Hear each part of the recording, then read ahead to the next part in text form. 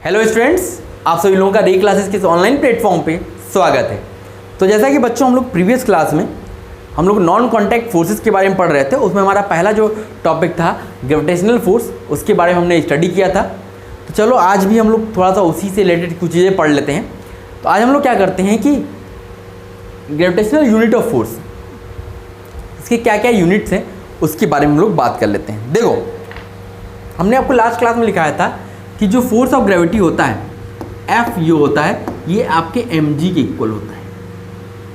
ये बताया था फोर्स ऑफ ग्रेविटेशन इसका फॉर्मूला क्या होता था, F is equal to mg। तो अब देखो MKS सिस्टम में, MKS और SI सिस्टम में इसके यूनिट की हम बात करते हैं। MKS सिस्टम या SI सिस्टम में MKS का मतलब देखो याद रखना, मीटर किलोग्राम सेकेंड। अगर डिस्टेंस को मीटर में, मास को किलोग्राम में, टाइम को सेकेंड में मेजर करते हो तो वही हमारा MKS सिस्टम होता है या SI सिस्टम होता है। तो अब अगर यहाँ पे बात करो तो अगर यहाँ पे यूनिट होगा जो फोर्स का, the unit of force is, the unit of force is, इस सिस्टम में इसका यूनिट क्या होगा, मास को किलोग्राम मेजर करो, किलोग्राम। तो द यूनिट ऑफ फोर्स, इसमें जो फोर्स का यूनिट लिखा जाता है उसको बोला जाता है किलोग्राम फोर्स। देखिएगा, लिखिएगा किलोग्राम फोर्स, या इसी को बोला जाता है KGF।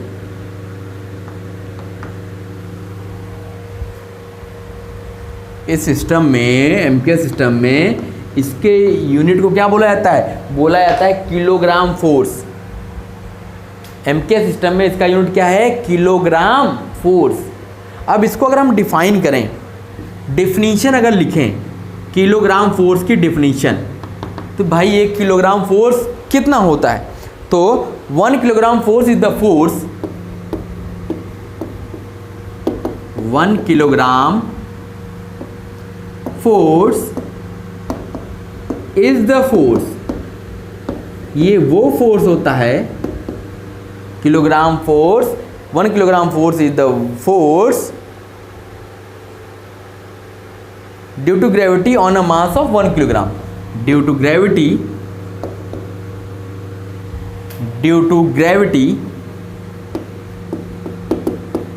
Gravity on a mass of 1 kilogram, on a mass of 1 kilogram। अगर 1 किलोग्राम मास के ऑब्जेक्ट पे एक्सेलरेशन ड्यू टू ग्रेविटी का जो फोर्स लगता है उसी को हम लोग क्या बोलते हैं, 1 किलोग्राम फोर्स। ये हमारे 1 किलोग्राम फोर्स की डिफिनीशन हो गई। किसकी डिफिनीशन हो गई, 1 किलोग्राम फोर्स वो फोर्स होता है जो एक्सेलरेशन ड्यू टू ग्रेविटी कारण 1 किलोग्राम वाले मास वाले ऑब्जेक्ट पे लगता है, जिसी को हम लोग 1 किलोग्राम फोर्स बोलते हैं। ठीक है, तो अब देखो, अब हम इसको रिप्रेजेंट करते हैं कि इसको और किसी चीज़ में रिप्रेजेंट किया जा सकता है क्या, 1 KGF, 1 किलोग्राम फोर्स जो होता है, अगर यहाँ पे देखो तो मास कितना है इसका लेना है, 1 kg मास लेना है, 1 kg mass into acceleration due to gravity, acceleration due to gravity.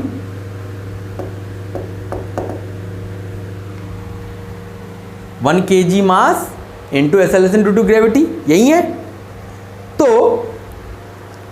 ये जो हमारा 1 kg into acceleration due to gravity है, इसको बोला जाता है kg इंटू, ये एक्सेलरेशन ड्यू टू ग्रेविटी को हम लोग किस में मेजर करते हैं, मीटर पर सेकेंड स्क्वायर। तो 1 kg मीटर पर सेकेंड स्क्वायर, इसी को बोला जाता है न्यूटन। इसी को क्या बोला जाता है भाई, न्यूटन। इसका मतलब 1 kgf किसके बराबर आ गया? 1 न्यूटन के बराबर आ गया।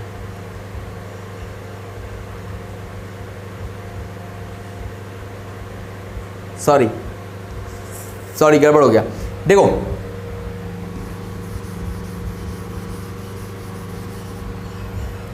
One kg mass into acceleration due to gravity, ये g है, ठीक। g का यूनिट होता है मीटर पर सेकेंड स्क्वायर। तो ये जो होता है ये किसके बराबर आएगा? g न्यूटन के।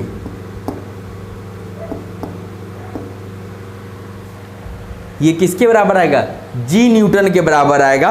यहां से एक रिलेशन मिल गया कि 1 kgf, ये रिलेशन आपको याद रखना है बेटा।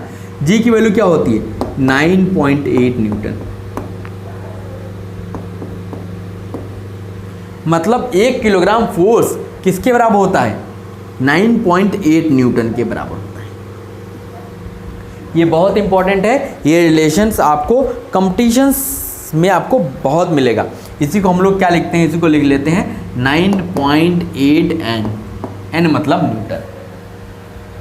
ये हमारा क्या हो गया? ये 1 kgf, 1 kg force, 1 kilogram force किसके बराबर होता है? 9.8 न्यूटन के बराबर होता है। ये याद रखिएगा आज के बाद से, ठीक है। तो ये हमने क्या पढ़ा? ये हमने पढ़ा एमकेएस सिस्टम में इसका यूनिट क्या होता है। एमकेएस सिस्टम में इसका यूनिट क्या होता है ये हमने देख लिया कि इसका यूनिट एमकेएस सिस्टम में 1 किलोग्राम फोर्स इसका यूनिट है, या इसी को 9.8 न्यूटन भी हम लोग लिख सकते हैं। ओके, चलो तो अब हम लोग इसका दूसरा यूनिट पढ़ते हैं एसआई सिस्टम में, अरे सीजीएस सिस्टम में। ये तो एमकेएस सिस्टम में हो गया, नोट कर लो बच्चों, नोट कर लिया? ओके, अब हम लोग क्या करते हैं, इसी का सीजीएस सिस्टम में यूनिट निकालते हैं। सीजीएस मतलब centimetre gram second, centimetre gram second, CGS system unit, CGS system of unit. CGS system में इसके यूनिट की हम लोग बात करते हैं। मतलब मास को ग्राम में, डिस्टेंस को सेंटीमीटर में, टाइम को सेकंड में मेजर करो तो इसमें जो यूनिट आती है उसको हम लोग सीजीएस सिस्टम ऑफ यूनिट बोलते हैं। तो देखो, सीजीएस सिस्टम में the gravitational unit of force is, the gravitational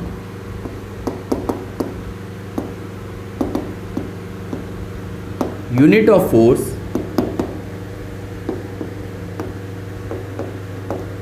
is क्या होती है? जैसे वहां पे किलोग्राम फोर्स था तो यहाँ पे मास को किस में करोगे?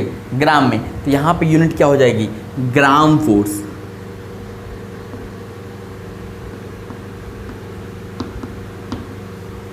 इसका gravitational unit of force CGS system में क्या होता है? Gram force. यहाँ पे क्या हो जाएगा? Gram force, GF. अब जीएफ का मतलब गर्लफ्रेंड मत समझ लेना, ये ग्राम फोर्स है, ठीक है। जैसे वहाँ पे केजीएफ था, यहाँ पे जीएफ है, ठीक। चलो अब हम लोग इसको भी डिफाइन कर लेते हैं कि 1 ग्राम फोर्स क्या होता है। डेफिनेशन लिख लेते हैं। डेफिनेशन 1 ग्राम फोर्स क्या होता है? 1 gram force is the force,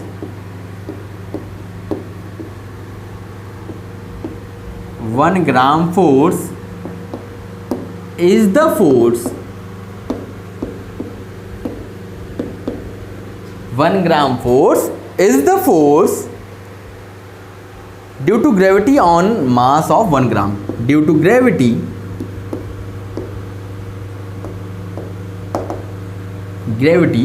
on mass of 1 gram, mass of 1 gram, ठीक है। ये हमारा क्या होता है? 1 ग्राम फोर्स होता है। ये हमने 1 ग्राम फोर्स को डिफाइन किया कि 1 ग्राम फोर्स वह फोर्स होता है ड्यू टू ग्रेविटी के कारण जो 1 ग्राम के मास पे अप्लाई होता है। ओके, उसके नाम में ही उसकी डिफिनीशन है ओके बच्चों, तो अब यहाँ पे बात किया जाए कि जो 1 ग्राम फोर्स होगा, 1 ग्राम फोर्स ये किसके बराबर होगा। तो 1 ग्राम फोर्स इसका मतलब है force due to gravity on a mass of 1 gram. Force due to gravity on a mass of 1 gram. ठीक, तो अब देखो, तो फोर्स ड्यू टू ग्रेविटी ये क्या होता है, F equal to M G. तो अब यहां पे क्या आ जाएगा, 1 gram mass into 1 gram mass into acceleration due to gravity.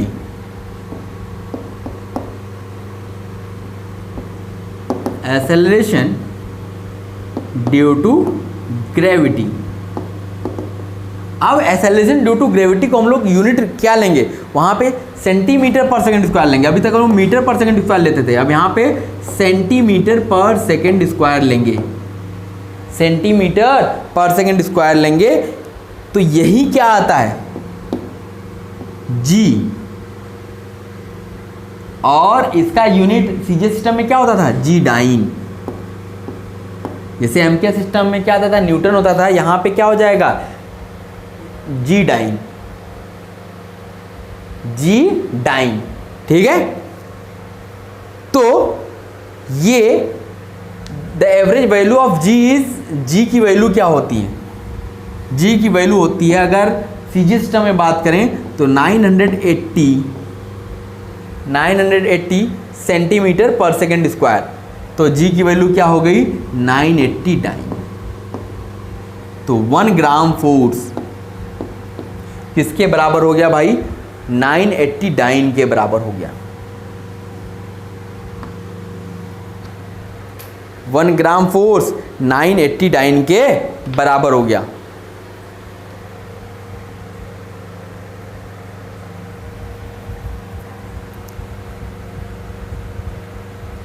अगर हम यहां पे देखें 1 किलोग्राम फोर्स, तो ये लगभग 1000 डाइन फोर्स के बराबर होगा। 1 kgf जो होगा 1000 gf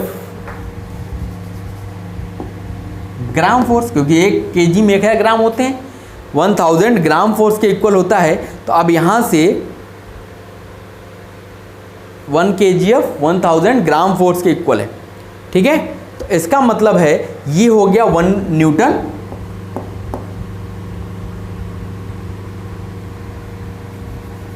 वन kgf, तो ये आपका 0.1 kgf।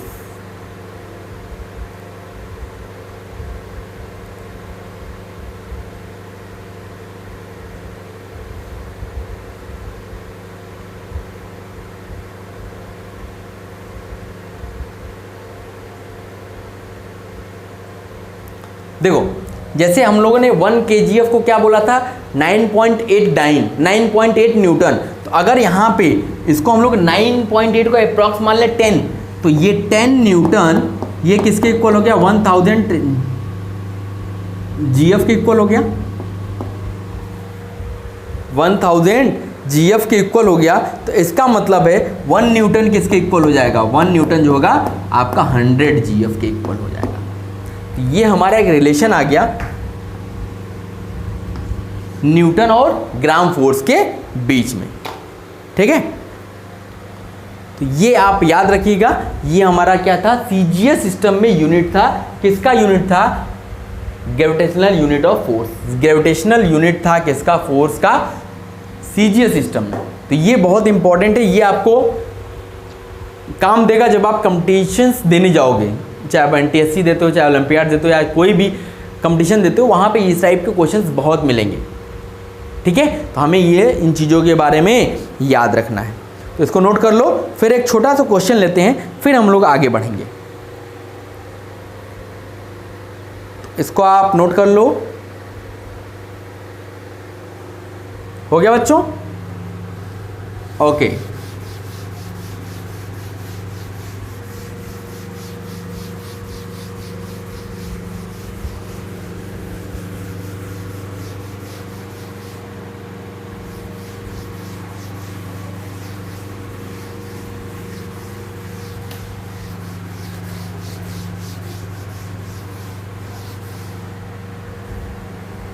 चलिए एक छोटा सा क्वेश्चन कर लेते हैं तो आपको इसका कॉन्सेप्ट क्लियर हो जाएगा।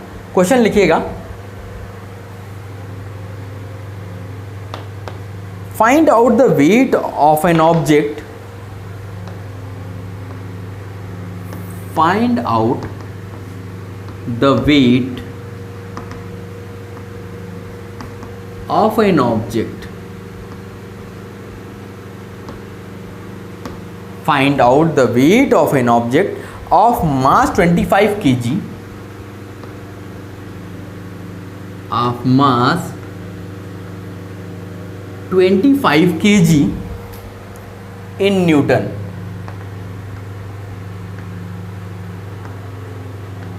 in न्यूटन, न्यूटन में बताना है, फिर आपको डाइन में बताना है, फिर आपको केजीएफ में बताना है एंड जीएफ में बताना है, सब में बताना है ताकि आपका कॉन्सेप्ट क्लियर हो जाए। ठीक है, और आपको जी की वैल्यू गिवन है, जी की वैल्यू क्या है 9.8 मीटर पर सेकेंड स्क्वायर। ये आपको जी की वैल्यू 9.8 नहीं 10 रख लीजिए, इजी रहेगा। 10 मीटर पर सेकेंड स्क्वायर ये जी की वैल्यू दी गई है। तो अब देखो यहाँ से हम लोग अब इसको सॉल्व करते हैं और इसमें पूरी चीज़ आपकी क्लियर हो जाएगी कैसे हम लोग कन्वर्ट करते हैं। तो चलो देखो, सबसे पहले दिया क्या है, मास दिया हुआ है, मास m इज इक्वल टू दिया है 25 kg, मास हमको दिया हुआ है। तो सबसे पहले हम लोग वेट निकाल लेते हैं, वेट क्या होगा भाई। तो मास और वेट में हमने बताया था, वेट क्या होता है, फोर्स होता है, वो क्या होता है mg के बराबर होता है। m तो हो गया 25 इंटू जी हो गया 10, ये हो गया 250 न्यूटन। तो वेट किस में आता है, न्यूटन में आता है, इसलिए हमारा ये पहला तो निकल गया, न्यूटन में वेट तो हमने निकाल लिया, न्यूटन में वेट निकाल लिया। अब चलो, अब देखो 250 न्यूटन तो आ गया, तो हम लोग वेट निकाल रहे हैं, ये 250 न्यूटन आया। अब न्यूटन को हम लोग क्या करते हैं, डाइन में कन्वर्ट कर लेते हैं। तो एक न्यूटन में 10 टू दी पावर 5 डाइन होते हैं, एक न्यूटन में 10 टू दी पावर 5 डाइन होते हैं। तो यहाँ से ये हमारा डाइन हो गया। यहाँ पे आप लिख लीजिए कि 1 newton is equal to 10 to the power 5 dyne. एक न्यूटन किसके बराबर होता है, 10 टू द पावर 5 डाइन के इक्वल होता है, इसलिए ये हमारा डाइन में भी निकल गया। ठीक, अब हम लोग निकालना चाहते हैं केजीएफ में, हम लोग किस में निकालना चाहते हैं, केजीएफ में। तो आपने अभी पढ़ा था कि 1 केजीएफ जो होता है ये क्या होता है, 10 न्यूटन के बराबर होता है। 1 kgf इक्वल टू 9.8 न्यूटन, या 9.8 की जगह 10 दिया हुआ, जी की वैल्यू 10 दी गई, तो 10 न्यूटन के बराबर होगी। तो यहाँ से अगर हम लोग न्यूटन ये था ना, उसको हमने केजीएफ में निकालना है, तो क्या करेंगे, 10 से डिवाइड कर देते हैं। तो यहाँ से हो जाएगा 250 बाई 10 kgf। ठीक, तो ये हमारा किस में आ गया, केजीएफ में आ गया। वो रिलेशन देखो बच्चों, याद रखना है, ये देखो बहुत इंपॉर्टेंट रिलेशंस हैं, ये मैं लिखा रहा हूँ, इसको आप इधर ब्रैकेट में लगाते जाओ, ये बहुत इंपॉर्टेंट है। पहला तो ये आ गया, क्रॉस स्टार बना लो। दूसरा हमारा ये आ गया, ठीक। अब तीसरा लिखो, यहाँ पे 1 kgf जो होता है, 1 kgf जो होता है ये 100 GF के इक्वल आ रहा था ना, 1000 GF के इक्वल आ रहा था ना, 1000 GF के इक्वल आ रहा था। तो अब ये हमारा तीसरा बन गया। ये 3 रिलेशन आपको याद रखने हैं। अब यहाँ पे देखो KGF आया, तो आप इसी को 1000 से मल्टीप्लाई कर दो, तो W इज इक्वल टू क्या हो जाएगा, 250 इंटू 1000 अपॉन 10, ये क्या आ गया, ग्राम फोर्स आ गया। तो हमने ये सारे निकाल लिए। अब कैलकुलेशन ये आप कर लीजिएगा, ठीक है। समझ में आ गया होगा कि कैसे ये आया, हमने किसी मास को न्यूटन में कन्वर्ट किया, डाइन में कन्वर्ट किया, केजीएफ में कन्वर्ट किया, जीएफ में कन्वर्ट किया। समझ में आ गया कैसे किया? ओके, तो इसको आप लोग नोट कर लो।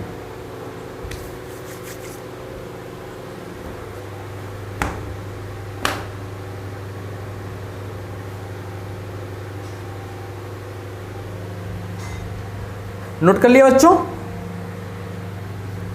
हो गया? चलिए,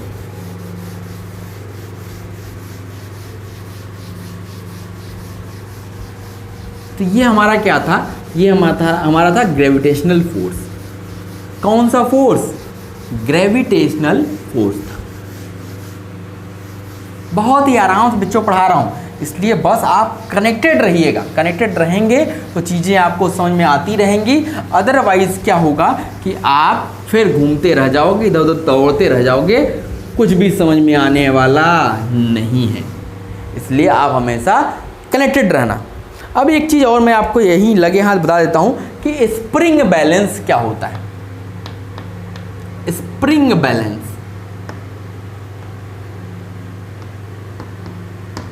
स्प्रिंग बैलेंस क्या होता है? देखो, ये एक डिवाइस होता है। जैसे इसको आप देखे होगे, जैसे इसको आप कहाँ देखोगे? जैसे आपके घरों में एलपीजी का सिलेंडर आता है ना, गैस जिस पे आप लोग खाना बनाते हो, वो सिलेंडर आता है ना। तो वो जो सिलेंडर लेके आते हैं, वो लोग देखे होगे, आप कभी वेट करने के लिए बोलते होगे तो ये एक स्प्रिंग टाइप का इतना बड़ा लिए रहते हैं। वो एक हुक होता है, उसको सिलेंडर फंसाते हैं, ऐसे उठाते हैं, तो उसमें आपका स्केल बना होता है, उसी पे कांटा जाके टिक जाता है। तो आपको पता जाता है कि ये 40 किलो वजन है या 30 किलो वजन है। तो इस तरीके से उसी को स्प्रिंग बैलेंस बोलते हैं। तो ये क्या होता है, इसको लिख लेते हैं। It is a device use for measuring the force. It is a device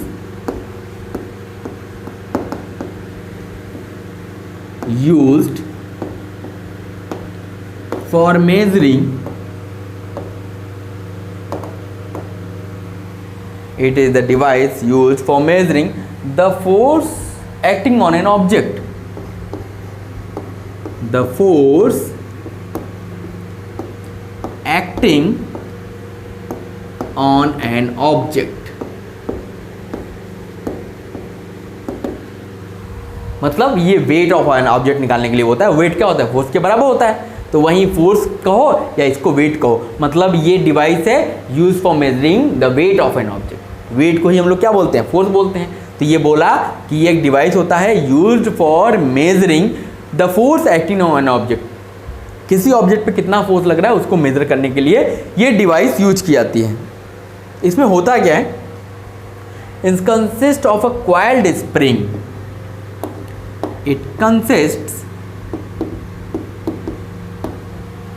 of a coiled spring। इसमें एक coiled spring होती है, ठीक है, which gets stretched,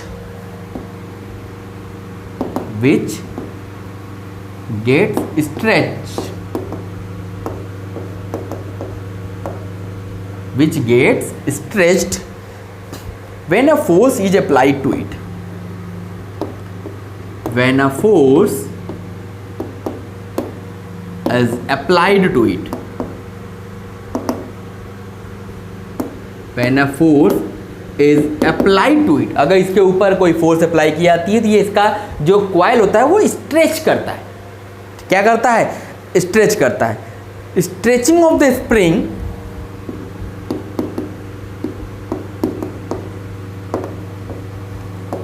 stretching of the spring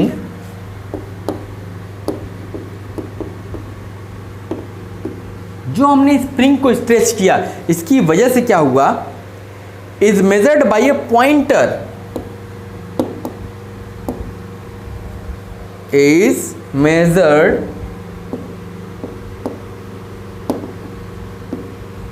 bye a pointer. ये जो स्प्रिंग हमने स्ट्रेच की, ये मेजर करता है एक पॉइंटर के through, moving on A gradual scale,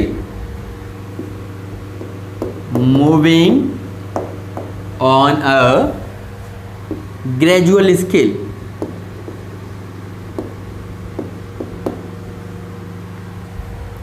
The reading on the scale is give the magnitude of the force. The reading on a scale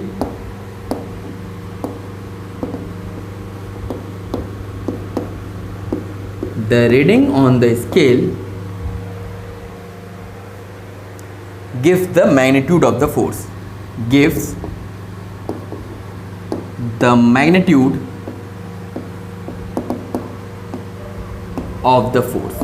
यही क्या देता है? मैग्नीट्यूड ऑफ द फोर्स को बताता है।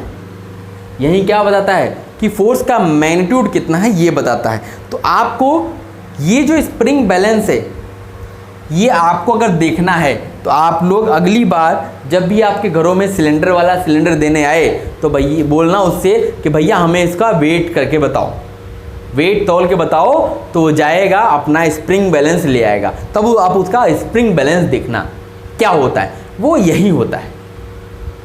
उससे बोलना कि भैया इसका वेट तौलो। जब वो सिलेंडर को लगाएगा, उसको ऊपर उठाएगा, तो उसकी वजह से उसका स्प्रिंग खींचेगा। जब स्प्रिंग खींचेगा तो उसमें एक पॉइंटर बना होगा, वो पॉइंटर स्केल पे जाके टिक जाएगा। तो जितने पे टिकेगा वहीं आपका क्या होगा, वहीं आपका वेट बताएगा, वहीं आपका फोर्स बताएगा कि उस पे ऊपर कितना फोर्स लग रहा है। ठीक है, तो आप अगली बार जब भी आपके घर में सिलेंडर देने आए तो आप ये जरूर करिएगा। ठीक है, जिससे आपको स्प्रिंग बैलेंस लाइव देखने को मिलेगा। किताबों में तो आप बहुत देखोगे, फिगर तो देख लोगे, लेकिन वो चीज़ समझ में नहीं आती। मैंने आपको बताया था कि फिजिक्स अगर आपको समझना है तो फिजिक्स को अपनी डेली लाइफ की चीज़ों से रिलेट करना पड़ेगा आपको। जब आप रिलेट करना सीख जाओगे तो आपको बहुत आसानी से समझ में आने वाला है। जितने भी चीज़ें मैंने आपको बताई, चाहे कॉन्टैक्ट फोर्स, चाहे नॉन कॉन्टैक्ट फोर्स, जो भी चीज़ बताई उसका एग्जाम्पल जो मैं लिखवाता हूँ उसको आप ध्यान मत दिया करो, उसको आप सोचा करो। क्या कोई कॉन्टैक्ट फोर्स मैं देखता हूँ आसपास पड़ोस में, तो उसको रिसर्च करो, उसको सोचो, अपने एग्जाम्पल्स लिखोगे तो आपको वो हमेशा के लिए याद रहेंगे। जो आप खुद से करोगे वो आपको लाइफ टाइम याद रहेगा। लेकिन जो यहाँ पे किताबी ज्ञान जो आप लेते हो ना, जो आप किताब पढ़ते हो, रटते हो, कॉपी में जाके लिख के चले आते हो और नंबर पा जाते हो, खुश हो जाते हो, 8 नंबर 100 में 100 मिल गया हमको, वो कोई मैटर नहीं करता बच्चों। आपको रियल नॉलेज लेनी होगी। रियल नॉलेज का मतलब है कि आपको वास्तविक ज्ञान लेना होगा कि आप पढ़ाई कर क्यों रहे हो। मेन हमारा पढ़ने का ये उद्देश्य नहीं होता है कि यहाँ से याद किया, यहाँ से दिमाग में स्टोर किया, जाके एग्ज़ाम में लिखा है, नंबर पा गए। नंबर पाना आपका लक्ष्य नहीं होना चाहिए, क्योंकि नंबर तो आपको मिल ही जाएगा, नंबर का मैटर नहीं होता है। लेकिन आगे जब आप जाओगे तो वहाँ पे बहुत डिफ़िकल्टीज़ आएंगी। अगर आप केवल नंबर ही लेके घूम रहे हो, आप 100% नंबर लेके जा रहे हो, कहीं भी जाओगे ना, तो 100% का मतलब ये है कि आपके अंदर बहुत नॉलेज है, लेकिन वो नॉलेज ये तो शो नहीं करता है, क्योंकि नंबर तो आपने रट के लिया है। तो वो नॉलेज जब एग्जामिनर्स जब आप इंटरव्यूज़ फेस करोगे तो वहाँ पे फिर एग्जामिनर्स जो होते हैं, आपके इंटरव्यूअर्स होते हैं, वो आपसे ऐसे क्वेश्चंस पूछेंगे 100% लेवल का, और आप तो 0/सन्नाटा हो, तो वहाँ पे क्या होता है, नील, कुछ नहीं, 0/सन्नाटा। तो वो नौबत ना आए, तो इसलिए बच्चों को क्या है कि खास तौर पर फिजिक्स में जैसे मैथ्स में क्या है, फॉर्मूले हैं, फॉर्मूले बेस्ड चीज़ें, उसमें कोई चीज़ कॉन्सेप्चुअल कुछ होता ही नहीं है, उसमें कोई कॉन्सेप्ट नहीं होता है।